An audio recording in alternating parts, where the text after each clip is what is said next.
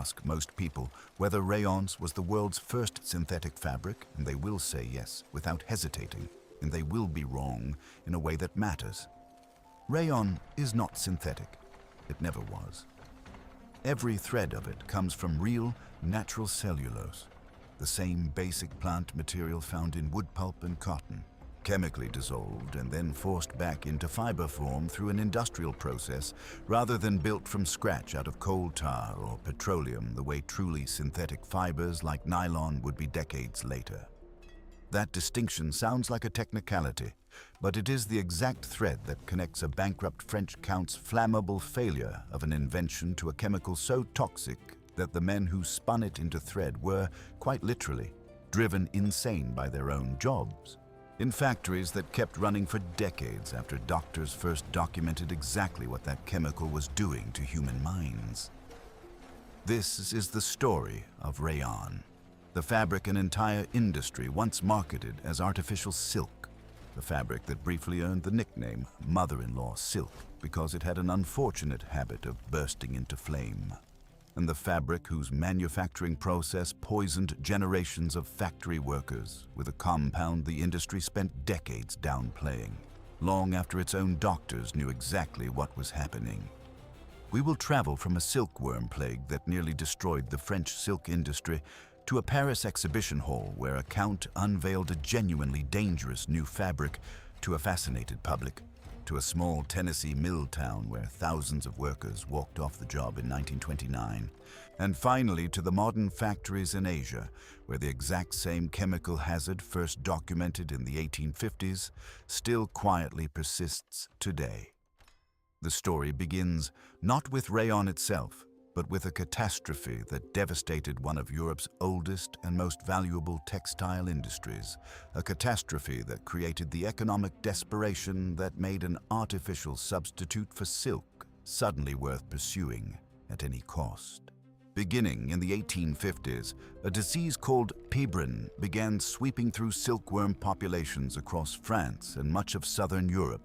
a microscopic parasitic infection that killed silkworms before they could spin usable silk cocoons. And within roughly 2 decades, this epidemic had devastated the French silk industry so thoroughly that French silk production had collapsed to a small fraction of its earlier output, threatening an industry centered in Lyon that had supported hundreds of thousands of livelihoods across the French textile economy for generations.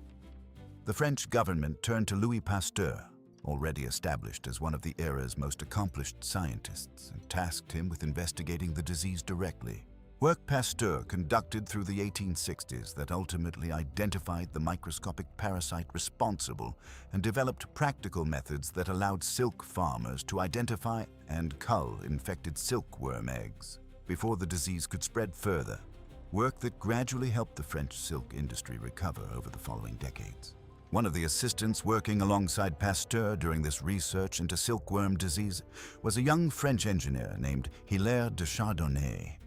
And this direct, hands-on exposure to the silk industry's vulnerability and to the underlying biological reality that silk itself was simply a fiber,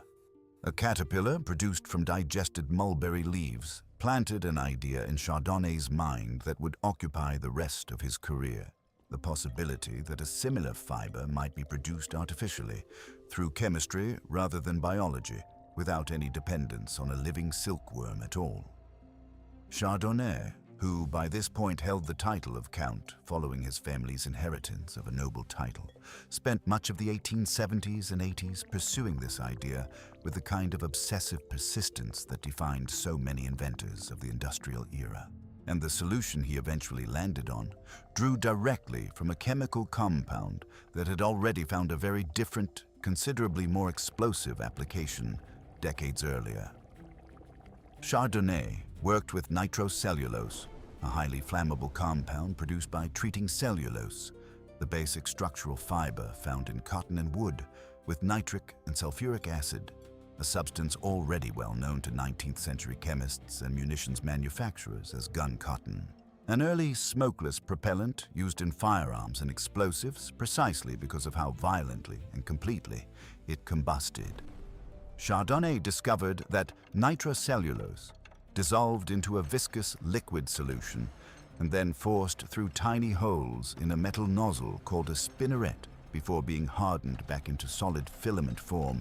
produced a fiber with a lustrous, silk-like sheen that could be woven into fabric, bearing a genuinely striking visual resemblance to real silk. At a fraction of silk's production cost, since it required no silkworms, no mulberry trees, and none of the labor-intensive cultivation that natural silk production demanded.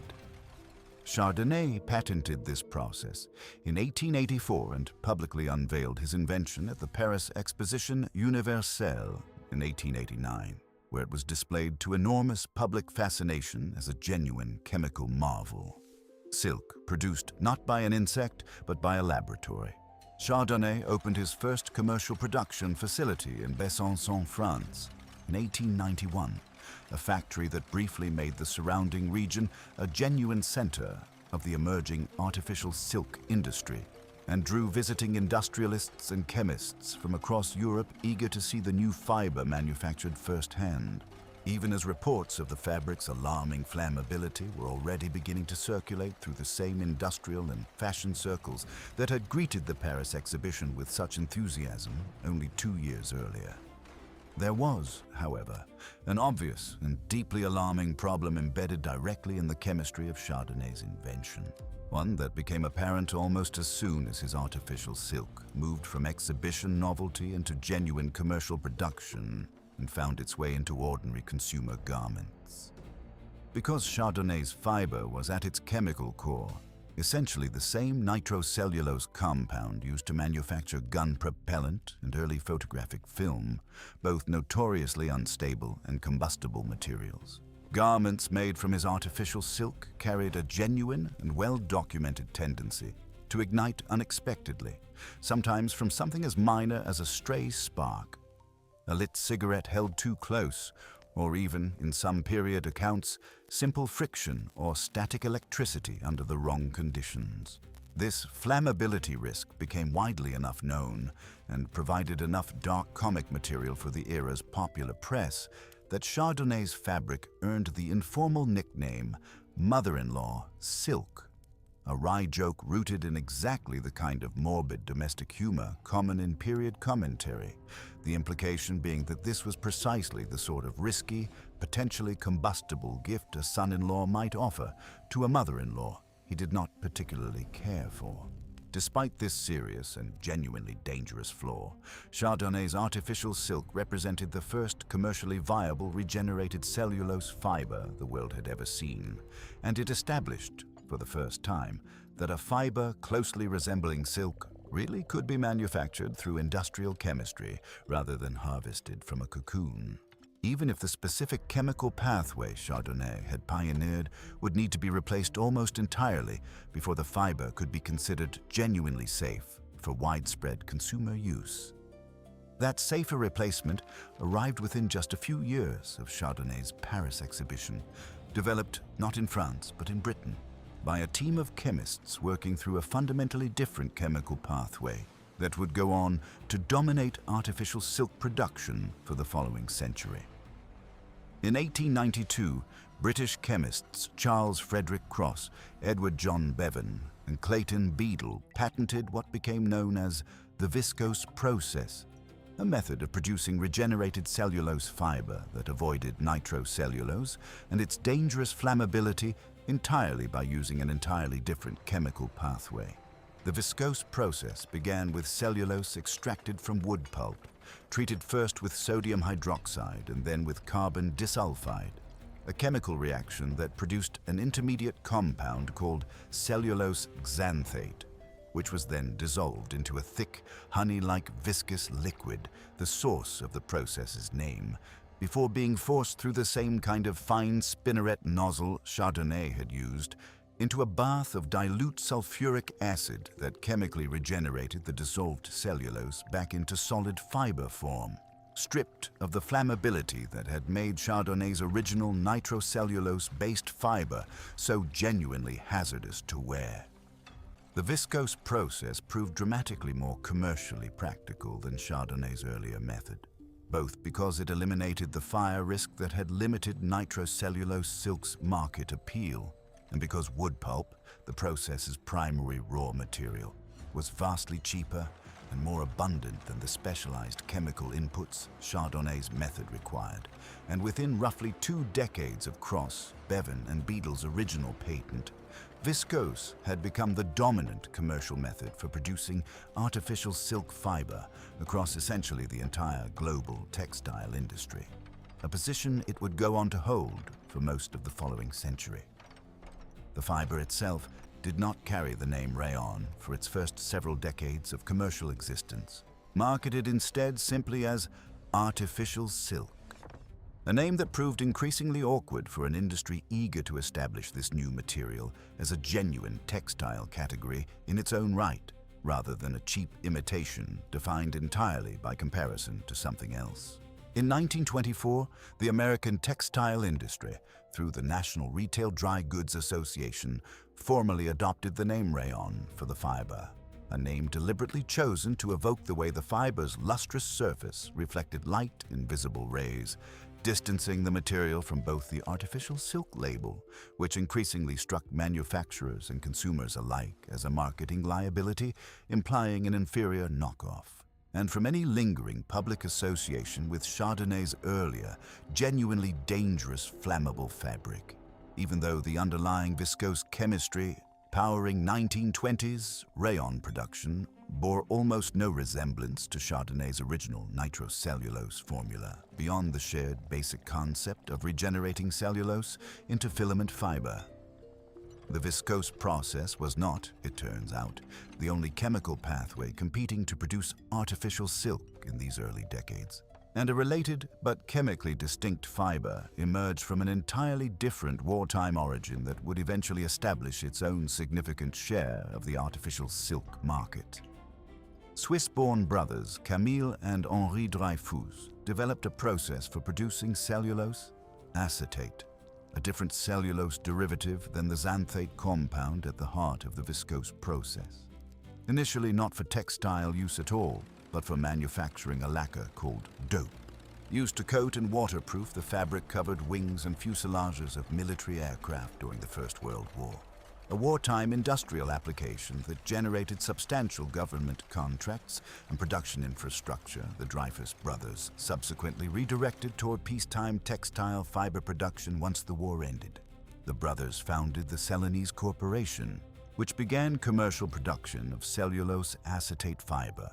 marketed simply as acetate rather than under the Rayon name, through the 1920s, and acetate fiber carried genuinely different physical properties from viscose rayon, including a lower melting point and distinct dyeing characteristics that required different manufacturing techniques than viscose facilities used, establishing acetate as a related but chemically and commercially distinct branch of the broader regenerated and modified cellulose fiber family that would coexist alongside viscose rayon in the textile marketplace for decades afterward, illustrating that the pursuit of an artificial silk substitute had, within roughly a single generation of Chardonnet's original Paris exhibition, already splintered into multiple competing chemical approaches pursued by entirely separate companies on both sides of the Atlantic.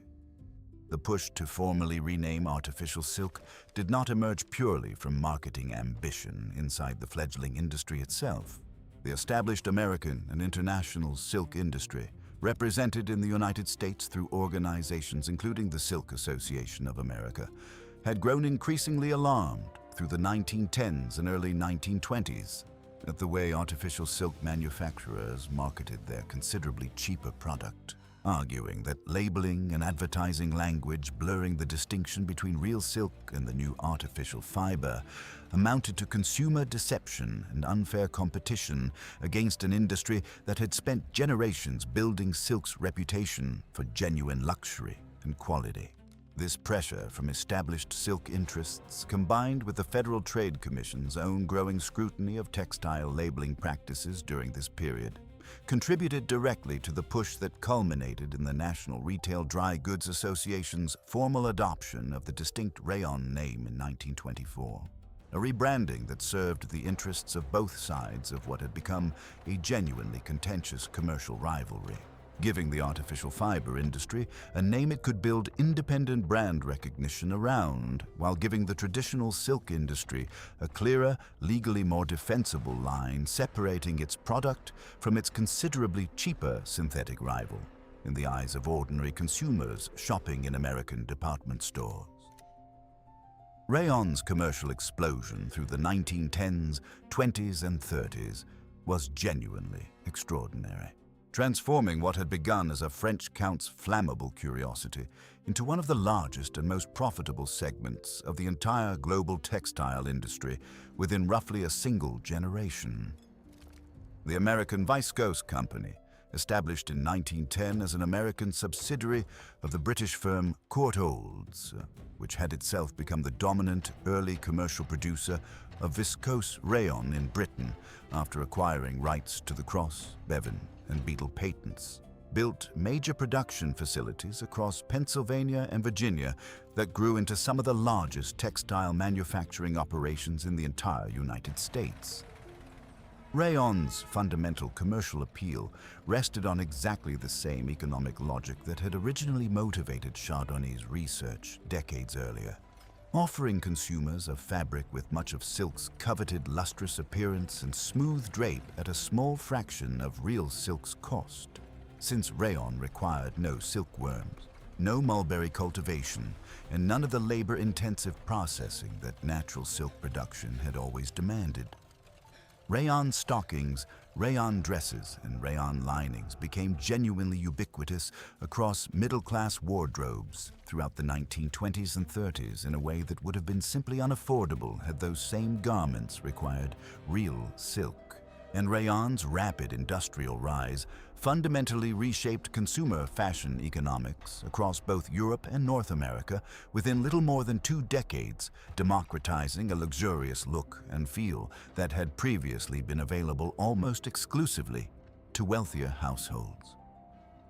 That extraordinary commercial success, however, was built directly on top of an industrial manufacturing process that was quietly devastating the health of the men and women working inside viscose rayon factories. And the human cost of that expansion surfaced publicly in dramatic fashion in a small Tennessee town barely 5 years after the rayon name itself had been formally adopted. In March of 1929, thousands of workers at 2 large rayon manufacturing plants in Elizabethton, Tennessee, operated by the German-owned firms American Glanzstoff and American Bemberg, walked off the job in one of the first major labor strikes to hit the rapidly industrializing American South, a strike driven primarily by extremely low wages and harsh working conditions, but that also brought public attention through newspaper coverage of the dispute and subsequent congressional and labor investigation to the physically demanding and chemically hazardous conditions inside plants where young workers, many of them women recently arrived from Appalachian farming communities with no prior industrial experience, spent long shifts around the same carbon disulfide exposure that European clinical researchers had already begun documenting as neurologically dangerous. The Elizabethton strike was ultimately settled with only modest concessions from the rayon companies involved and did not result in any specific regulatory action addressing chemical exposure inside the plants. But it stands as one of the earliest instances in American labor history where the human working conditions inside a rayon factory, rather than simply the glamorous finished fabric those factories produced, briefly became a matter of national public attention, decades before American regulators would formally address the underlying chemical hazard those Tennessee workers and hundreds of thousands like them across the American rayon industry were being exposed to every working day. Carbon disulfide, the chemical compound at the very center of the viscose manufacturing process, used to convert cellulose into the soluble xanthate compound that made the entire process work, is a potent neurotoxin, and sustained occupational exposure to it produces a well-documented range of severe neurological and psychiatric effects, including memory loss, personality changes, hallucinations, paranoid delusions, and in the most severe documented cases, a form of toxic psychosis that period medical literature sometimes described in language that has aged into genuinely disturbing directness, as workers being driven mad by their own occupation.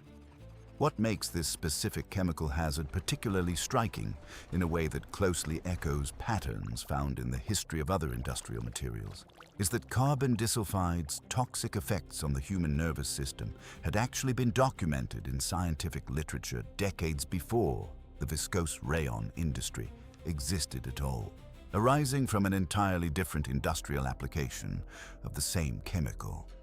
A French physician named Auguste Delpech published clinical research in 1856 describing severe psychiatric and neurological symptoms, including hallucinations, memory disturbances, and violent mood changes among French rubber workers employed in a cold vulcanization process that also relied on carbon disulfide as a key processing chemical. Work conducted more than 3 decades before Cross, Bevan, and Beadle ever patented the viscose process that would go on to expose a vastly larger global workforce to precisely the same neurotoxic compound. Delpech's 19th century clinical observations, published in respected French medical literature of the period, meant that by the time viscose rayon manufacturing began scaling into a major global industry in the early 1900s, the basic scientific fact that sustained carbon disulfide exposure caused serious psychiatric harm to industrial workers was not some undiscovered mystery waiting to be uncovered through decades of rayon-specific research. It was already sitting in the medical literature, tied to an entirely different industry, available to any chemist or factory engineer curious enough to check what happens to the human body under sustained exposure to the exact compound they were about to build an enormous new global textile industry around. Italian researchers were among the earliest to systematically document these effects specifically within the rayon industry itself, publishing detailed clinical studies of viscose rayon factory workers as early as the 1910s and 20s, describing psychiatric symptoms directly correlated with carbon disulfide exposure levels inside specific factory departments, findings that were subsequently corroborated by researchers studying rayon workers in other European countries and eventually in the United States as well through the 1930s and 40s. These were not vague, anecdotal observations. They were formal clinical case studies, published in recognized medical journals, describing specific, measurable, and repeatable patterns of neurological and psychiatric harm directly tied to a specific, identifiable chemical that every viscose rayon manufacturer in the world was using in exactly the same basic industrial process. The industry's response to this mounting and increasingly well-documented body of medical evidence followed a pattern that will sound uncomfortably familiar to anyone who has studied the history of other 20th century industrial hazards. Rayon manufacturers, facing genuine and substantial evidence that their core manufacturing chemical was causing severe, sometimes permanent neurological and psychiatric harm to their workforce, moved slowly and reluctantly toward meaningful workplace safety reform, often disputing or minimizing the severity and prevalence of documented cases, funding and citing more favorable industry-sponsored research where it existed,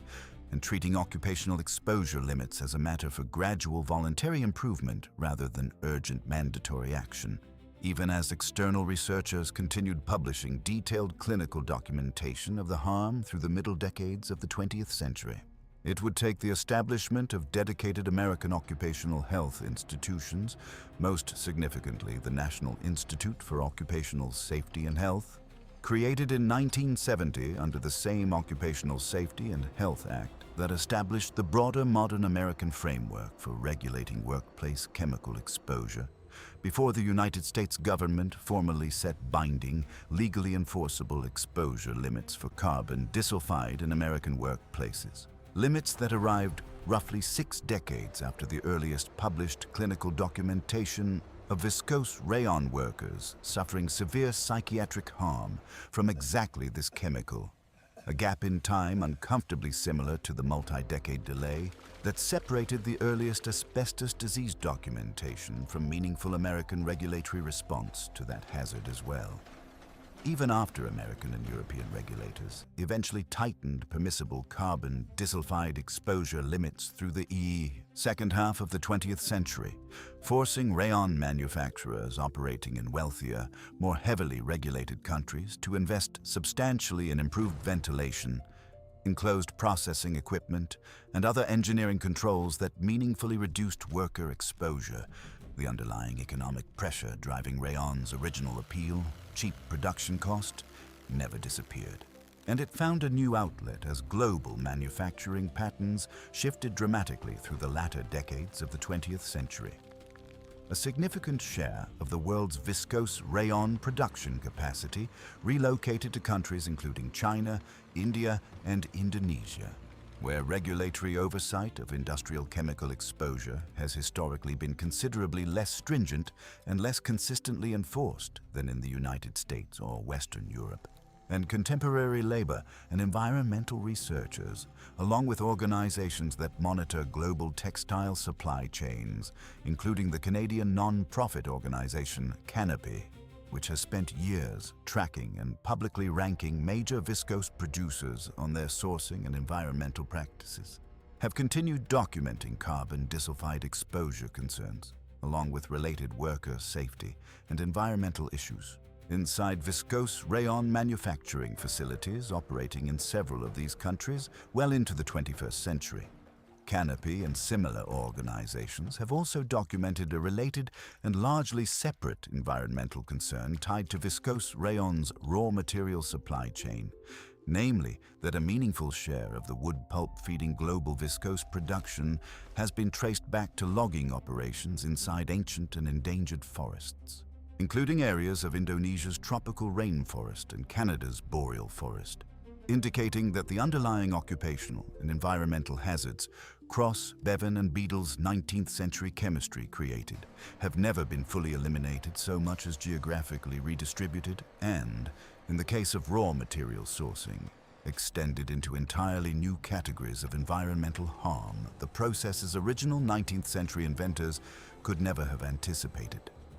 Rayon's reputation among consumers took a meaningful hit through the 1930s and 40s, a period during which inconsistent manufacturing quality across the rapidly expanding industry, combined with the fiber's tendency to weaken significantly when wet and to wrinkle more readily than either real silk or the emerging class of fully synthetic fibers beginning to reach the consumer market, left many American and European shoppers associating rayon with cheapness in the least flattering sense of the word, a reputation the industry would spend decades trying to shed through continued chemical refinement.